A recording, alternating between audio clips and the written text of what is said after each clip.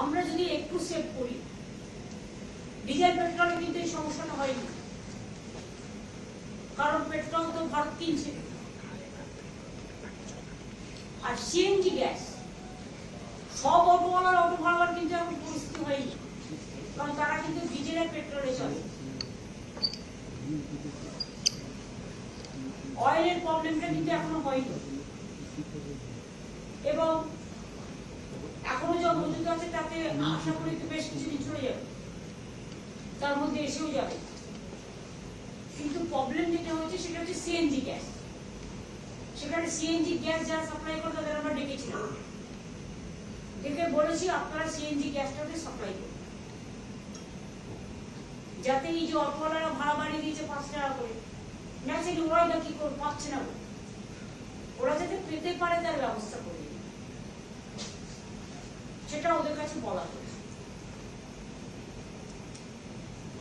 এবং এর জন্য আপনারা স্টেট গভর্নমেন্টের কাছ থেকে যে কোঅপারেশন চান, আমরা কোঅপারেশন করব যাতে শান্তিপূর্ণভাবে মানুষ সবটা পেতে পারে।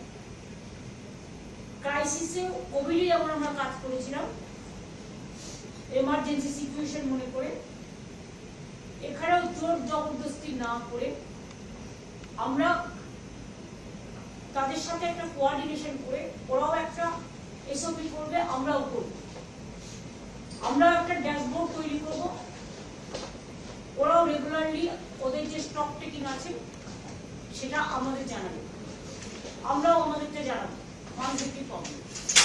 তাছাড়াও যেটা মানুষ বুক করতে পারছে না বিকজ অফ সার্ভার প্রবলেম, আমরা বলছি দরকার আপনার 3 রাতে খুলে দিন না, যখন আপনার কাছে ডিমান্ডটা বাড়ছে বিকজ পিপুল আর প্যানিক, সেই জন্য ডিমান্ডটা বাড়ছে।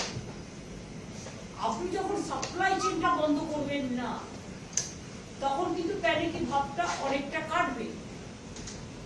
আর আমাদের থেকে মানুষ অনেক বুদ্ধিমান, যে হয়তো 5টা রান্না করতো সে কিন্তু কমিয়ে দিয়ে 2টো রান্না করবে, কারণ তাকেও দেখতে হবে আমি যে আগামী দিন আমি যে গ্যাসটা পাবো সেই গ্যাসটা কাজে লাগাতে পারবো। সুতরাং এই সমস্ত নিয়ে ডিটেলস আলোচনা হয়েছে, আলোচনাটা ভালো হয়েছে। এখন এর পজিটিভ দিকগুলো নিয়ে আমি আপনাদের বললাম,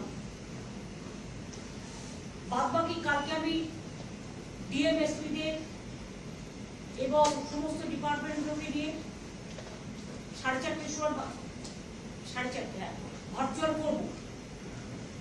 সেখানে আমি বলেছি ডিস্ট্রিক্ট ওয়াইজও একজন করে নোডাল অফিসার ওরা ঠিক করবে গ্যাস এজেন্সিগুলো, যাতে তাদের প্রতিদিন কত অর্ডার আসছে, কত সত্যির প্রয়োজন, কত লোক নিয়ে রেখে দিয়েছে সেটা দেখতে হবে। যদি বেশি কারো কাছে রাখা থাকে, কেউ যদি ব্ল্যাকমেলিং বা হোর্ডিং করার চেষ্টা করেন, সেখানে এখন আবার কি হয় জানেন তো, অনেকে সত্যি কথা বলে রেখেছে এত বড় কিছু, সেটা পুলিশকে আমি নজর রাখতে। যদি সত্যি সত্যি কোথাও হোর্ডিং হয়ে থাকে, ব্ল্যাকমেলিং কেউ করে থাকে, তাহলে সেটা কিন্তু গভর্নমেন্ট তুলে এবং তুলে নিয়ে মানুষকে দেবে, এটা আমরা অ্যালাউ করবো না। আমরা আবেদন করছি, সব মানুষ হোর্ডিং করে না, সব মানুষ ব্ল্যাকমেলিংও করে না, কারণ মানুষ যখন বিপদে পড়ে, আমি কোভিডের সময় দেখেছি সবাই কিন্তু সাহায্য করছে। সুতরাং এই সময় আমি মনে করি যে আমাদের সবাই সাহায্য করবে। তবে আমার দুশ্চিন্তা এই কারণে, যখন আমাদের আলু কম থাকে বা আমি ধরুন একটা চিন্তা করে রেখে দিই কখন আমার নতুন আলু উঠবে, তার 3 মাস তার 2 মাস আগে পর্যন্ত আমি স্টোরে রেখে দিই, যাতে মানুষ ন্যায্য মূল্যে পায়। আমরা কাল থেকে আলু প্রকিউরমেন্ট শুরু করেছি, ধান প্রকিউরমেন্ট আমরা যেটা আমরা চাষিদের থেকে কিনে আমরা রেশানি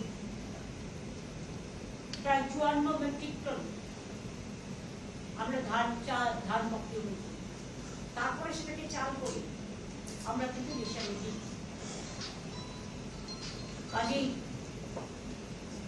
সেইভাবে ওদেরও আমরা বলেছি যে দরকারও আপনারাও কিছু কিছু ক্ষেত্রে, বিশেষ করে রেস্টুরেন্ট বা অন্যান্য ছোট ছোট দোকানদার বা অন্যান্য জায়গায় এসেন্সিয়াল এরিয়া ছাড়া যদি মনে করেন রেশনিং করে রেশনিং পদ্ধতি চালু করুন, যাতে যার আগে 4টে লাগতো তাকে 2 দিন, যার 2টো লাগতো তাকে 1টা দিন, কিন্তু 25 দিন এটা বেঁধে দেবেন না। কারণ কারো বাড়িতে পরিবারের সংখ্যা, সদস্য সংখ্যা বেশি থাকতে পারে, কারো বাড়িতে পরিবারের সংখ্যা কম থাকতে পারে, কারো 1টা লাগতে পারে, কারো 2টো লাগতে পারে।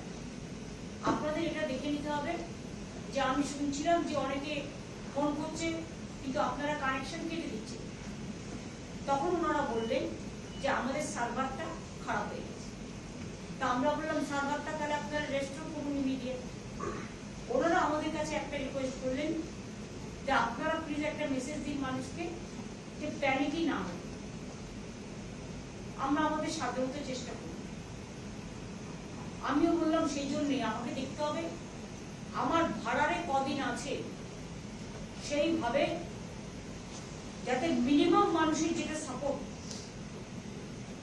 তার 2টো রান্না করে খাওয়া, তার বাচ্চাটাকে স্কুলে খাওয়া তৈরি করে দেওয়া, লাক্সুরিয়াস নয় বাট ডোমেস্টিক পারপাসে যেটুকু প্রয়োজন ততটুকু তারা যেন পায়, সেটা আপনাদেরও দেখা কর্তব্য।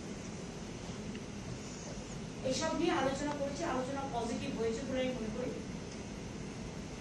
তারপর তো এসপিটা আমরা কাল তৈরি করবো, তাদের বিরুদ্ধে ওদেরও একটা এসপি আমরা তৈরি করতে বলেছি। আর কালকে মিটিংয়ে ডিস্ট্রিক্ট ওয়াইজ ওদের ছিলেন নোডাল অফিসার, আমাদের এখানকার নোডাল অফিসার করা হয়েছে ইন্ডাস্ট্রি সেক্রেটারি বন্দনাকে, এবং সিএসও যেটাকে মনিটরিং করবে with the health department, education department, transport department, tourism department, police, সবাইকে নিয়ে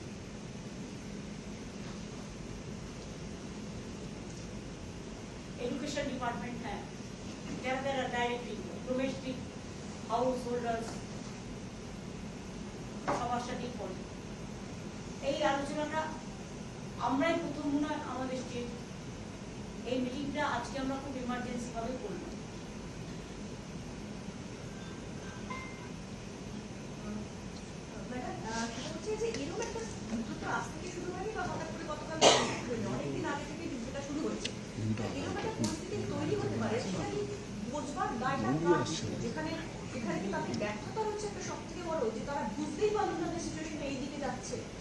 দেখুন সিচুয়েশনটা যুদ্ধ যদি লাগে, যদি জাহাজ আসতে না পারে, সাপ্লাই চেন বন্ধ হয়ে যায়, অটোমেটিক্যালি প্রবলেমটা হয়। যুদ্ধটা যেসব জায়গায় আসছে সেই সব জায়গায় কিন্তু আমাদের সাপ্লাই চেনটা ছিল, আমাদের গ্যাসটা আসতো কিন্তু অলমোস্ট থেকে আপনারা জানেন বেন, সেখানে তো কয়েকদিন আগে একটা শিপও চলে গেছে চেন্নাইয়ের বর্ডার প্রায় শ্রীলঙ্কার কাছে। সুতরাং তারা পাঠাবার চেষ্টা করলো, এসে পৌঁছানোর দায়িত্ব তাদের, রেস্কিউ করে নিয়ে আসার দায়িত্ব এটা তো আমাদের হাতে নেই, এটা গভর্নমেন্ট অফ ইন্ডিয়ার হাতে। যা যা আসতে পারে ওটা আসলে ওটা সবচেয়ে নিয়ে আসে। সুতরাং আমি এটা রাজনীতির স্বার্থে ব্যবহার করতে চাই না, কিন্তু যে কোনো ব্যাপারে প্ল্যানিং, মনিটরিং অ্যান্ড সিস্টেম এটা হচ্ছে সবচেয়ে বড় ব্যাপার। কারণ আমরা যেটা করি প্রাইস হাইক নিয়ে মিটিং করি, মার্কেটে কোনটা অ্যাভেলেবেল নয়, ইভেন অনেকে বেশি দাম পাবে বলে অন্য রাজ্যে পাঠিয়ে দেয়, আমরা বর্ডারেও আগলাই এবং তাদের রিকোয়েস্ট করি, কিন্তু কেউ কেউ এই সময় বেশি লোভী হয়ে যায়, কেউ বাইরে পাঠিয়ে দিলে দামটা বেশি পাবে। আরে বাবা, নিজের রাজ্য বাঁচলে, নিজের পরিবার বাঁচলে তবে তো অন্য রাজ্য পাবে, অন্য রাজ্যেরটা কি আমাকে দেবে না? যে যার নিজের মতো করে যদি নিজের রাজ্যকে সামলান, সব রাজ্যের প্রতি আমি সহানুভূতি, এবং কেন্দ্রীয় সরকারের উচিত সব রাজ্যকে সমান চোখে দেখা।